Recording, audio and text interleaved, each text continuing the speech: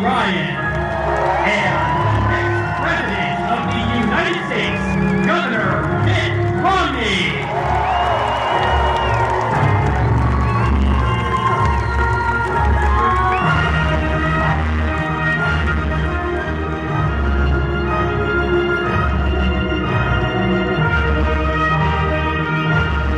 It is wonderful being here at St. A's today. What a welcome. Thank you so much. Now, you haven't been counting like I've been counting, but this is our 100th town hall since I announced in June. So it's good to be here at St. A's for number 100. And I want you to know that I brought someone with me who I don't think you've met yet here in New Hampshire.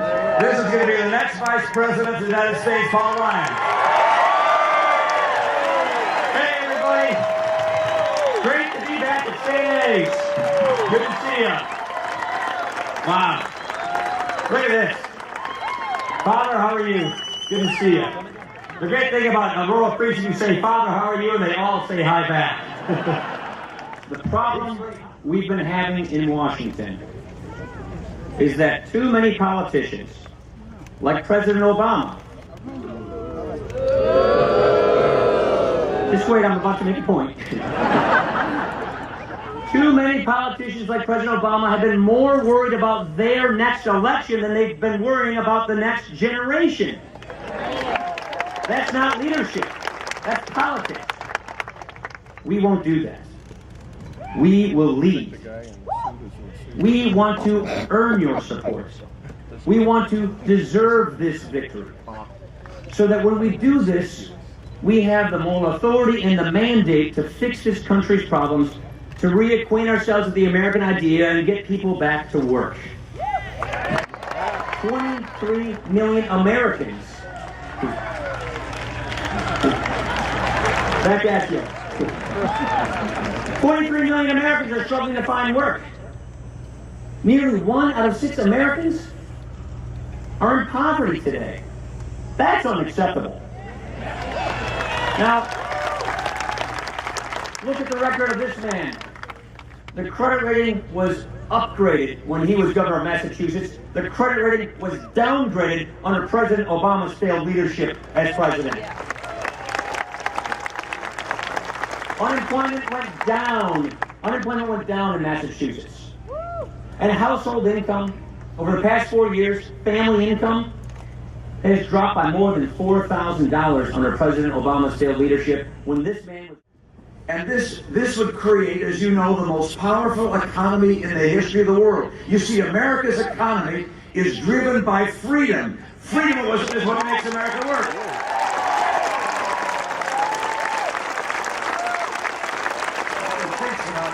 The economy, you could see where he was coming from with what he did. You know, with the stimulus dollars, do you know how much money he invested in so-called green energy companies? $90 billion. $90 billion. I guess he likes to pick winners and losers. In his case, losers. And those businesses, he thinks in some respects that he and his people, by picking businesses, can do a better job than free people, consumers, making the choice of what's better for them. And it hasn't worked. It's the wrong approach. And what he said underscored his philosophy. He said this, and you heard it. He said, if you have a business, you didn't build it, someone else did that. And he said, look, man, you're taking me out of context. That's not really what I meant. So by the way, go on YouTube and look at the context, all right? The context is worse than the quote, all right? Because he says, you know, if you're successful, you think it's because you're smart, but there are a lot of smart people. And if you're successful, you may think it's because you work hard, but there are a lot of people who work hard. And I wondered, where's he going with this? Is there something wrong with being smart and working hard? You see, in America, we value people who are smart, who work hard, who take risks, who build things for themselves and others. We recognize and celebrate the success of each individual, and we acknowledge their success. We don't denigrate it. We don't divide Americans based upon their level of success. We come together. The other day, you know, I thought about a kid who works hard to get the honor roll, and she works real hard. I know that to get the honor roll, she had to go on a school bus to get to school. But when she makes the honor roll, I credit the kid, not the bus driver.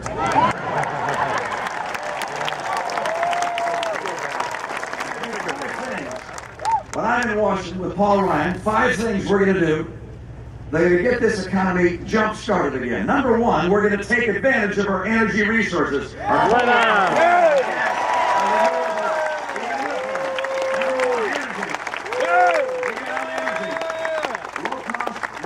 natural gas is going to bring manufacturing jobs back. And by the way, keep our utility bills down. Number 2, I'm going to make sure that our schools are second to none. We need our kids to have the skills to succeed. That's number 2. Number 3, I want trade that works for America. That means we're going to open up new markets for our goods in Latin America and other places, and we're going to crack down on cheaters like China when they play an unfair basis.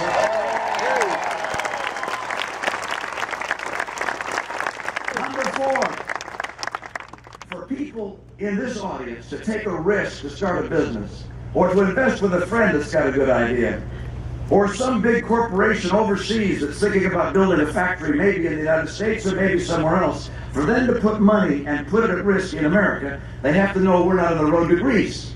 And so we're going to have to do something, do it soon, and that is show America that this team can put America on track to a balanced budget and stop the deficit spending.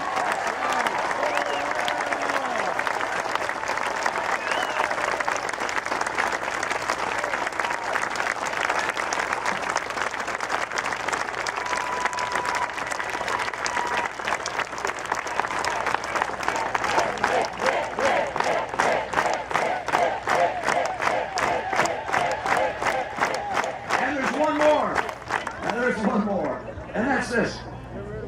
I want to champion small business. I want to make it easier for entrepreneurs and innovators. I want the small businesses you work in to find it easier to hold on to capital so they can grow their enterprise.